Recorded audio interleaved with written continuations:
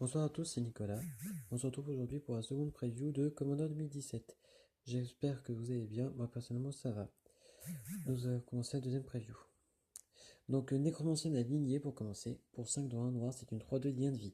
Quand il arrive au champ de bataille, on peut renvoyer sur le champ de bataille une carte de créature vampire ou sorcier ciblée depuis votre cimetière. C'est pas mal, c'est assez intéressant. Ensuite, Anneau Solaire il est très connu, pour un c'est un artefact, on engage, on ajoute 2 notre réserve. Arbitre Léonin. Pour 2 dans un c'est une 2-2. Les joueurs ne peuvent pas chercher dans les bibliothèques. N'importe quel joueur peut payer 2 pour que ce joueur ignore cet effet jusqu'à la fin du tour. Très bon, parce que franchement ça peut contrer les fetch et encore plein d'autres effets très forts. Donc j'aime bien. Recrutement de congénères. Pour 7 dont 2 verts, c'est un éphémère. On choisit un type de créature.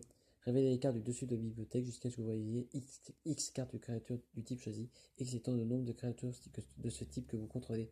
Mettez ces cartes sur le champ de bataille et mélangez ensuite le reste des cartes révélées dans votre bibliothèque. C'est assez rigolo, j'aime bien. Ensuite, Seigneur Scameux Eliast. Pour 5, dont 2 blancs, c'est une 4-4 vol. À chaque fois qu'un dragon que vous contrôlez devient un cible dans votre sort ou une capacité qu'un adversaire contrôle, détruisez un permanent non terrain ciblé que ce joueur contrôle. Pas mal du tout, j'adore l'effet. Escouflant fer territorial. Pour 4 dont 2 rouges, c'est une 6-5 vol célérité. Au début du combat, pendant votre tour, on choisit au hasard un adversaire que l'escouflant fer territorial n'a pas attaqué pendant votre dernier combat. Il attaque ce joueur pendant ce combat si possible. Si on ne le fait pas, si on ne peut pas choisir l'adversaire de cette manière, on l'engage.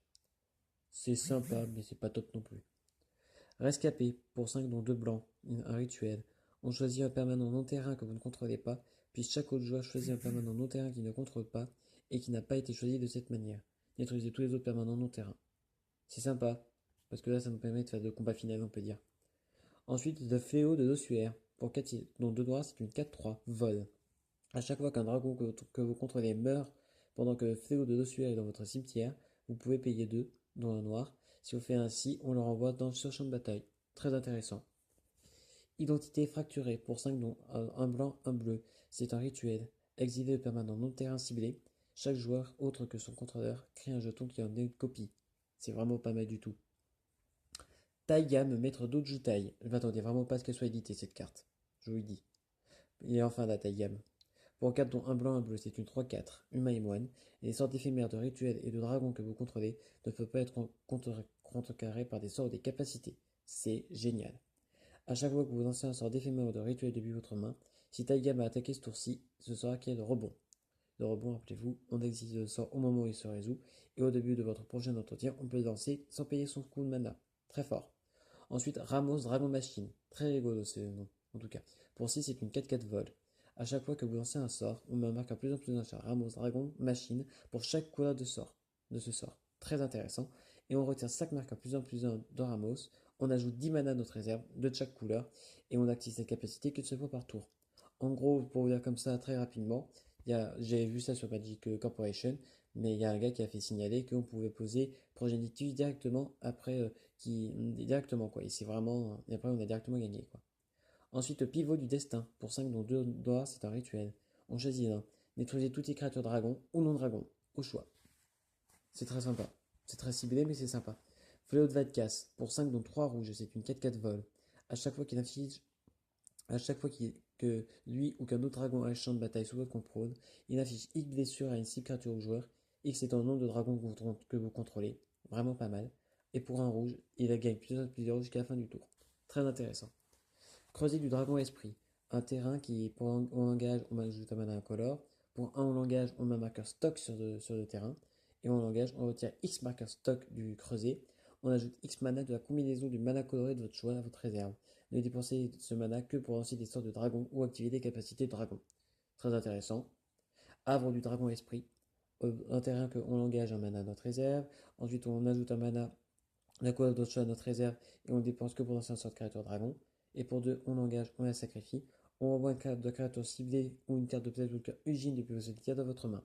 Très intéressant lui aussi. Ensuite, protection de Teferi. Pour 3 dans un blanc. Jusqu'à votre prochain tour, votre total de points de vie ne peut pas changer et vous avez protection contre tout. Tous les permanences que vous contrôlez passent hors phase. Tant qu'ils sont hors phase, ils sont traités comme s'ils n'existaient pas. Ils passent en phase avant le dégagement, pendant votre étape de dégagement. Exilé ou on l'exile ensuite. C'est pas mal, j'ai pas J'ai l'impression d'avoir compris, mais si vous avez des questions, n'hésitez pas en commentaire. Ensuite, malédiction de don. Pour 2 dons 1 vert. C'est un enchantement aura une malédiction. À chaque fois qu'on enchante le joueur enchanté et qu'il est. À chaque fois que le joueur enchanté est attaqué, on dégage tous les permanents non terrain que vous contrôlez. Et chaque adversaire attaquant ce joueur dégage tous les permanents non terrain qu'il contrôle. C'est sympa, j'aime bien. Ensuite, malédiction d'opulence. C'est bien pour lorsqu'on joue en multijoueur ça. Parce que là, ça peut permettre de détruire l'adversaire plus facilement, quoi. Un adversaire, quoi. Pour un rouge, c'est un enchantement encore. À chaque fois qu'il est attaqué, crée un jeton d'artefact incolore appelé or. Il a sacrifié cet artefact, ajouté un mana de autour de votre réserve. Chaque adversaire attaquant ce joueur fait de même. C'est très sympa. Parce on fait du mana grâce à l'enchantement. Malédiction de perturbation pour 3 dons noirs. À chaque fois qu'il est attaqué, le joueur enchanté, on crée un jeton de 2 noirs zombies. Et c'est pareil pour chaque adversaire qui doit attaquer. Ensuite, malédiction de docacité pour 3 dons bleu. C'est à chaque fois que le joueur enchanté est attaqué, on pioche une carte. Chaque adversaire attaquant ce joueur fait de même. Malédiction de vitalité pour 3 dons blanc, on enchante. Un joueur ciblé. À chaque fois que le joueur enchanté est attaqué, vous gagnez 2 points de vie. Chaque adversaire attaquant ce joueur fait de même. Très sympa. Ensuite, Edgar Markov, le commandant des decks vampires, est révélé. Pour 6 dons, un rouge, un blanc, un noir. C'est une 4/4 éminence. À chaque fois que vous lancez un autre sort de vampire, si Edgar Markov est dans la zone de commandement ou sur champ de bataille, on crée un 1/1 noir vampire. Très intéressant. Initiative, célérité. À chaque fois qu'il attaque, on met Edgar Markov, on met un marqueur +1 sur chaque vampire que vous contrôlez. Pas mal du tout. Sillon de l'Eau-Dragon. Pour un chaque couleur, c'est une 4/4 vol. Pour 2, on cherche dans notre bibliothèque une carte de permanent dragon et on les met dans notre cimetière. Les sillons de dragon deviennent copies jusqu'à la fin du tour. On mélange ensuite en bibliothèque. C'est sympa, j'adore. Et enfin, le corps du héros. Pour 3, c'est un artefact. Au moment où il a le champ de bataille, vous choisissez un type de créature. Les sortes de créatures de type choisi que vous lancez coûtent 1 mois à lancer. Et au début de votre entretien, regardez la carte du dessus de la bibliothèque. Si c'est une carte de créature du type choisi, vous pouvez la révéler et la mettre dans votre main. C'est vraiment pas mal, quoi. Et c'est là-dessus que s'achève la vidéo. J'espère qu'elle vous aura plu. Si c'est le cas, pouce bleu, commentaire, partagez ou vous abonnez, ça fera toujours plaisir. Quant à moi, je vous souhaite une bonne soirée et je vous dis à demain. Ciao ciao les amis!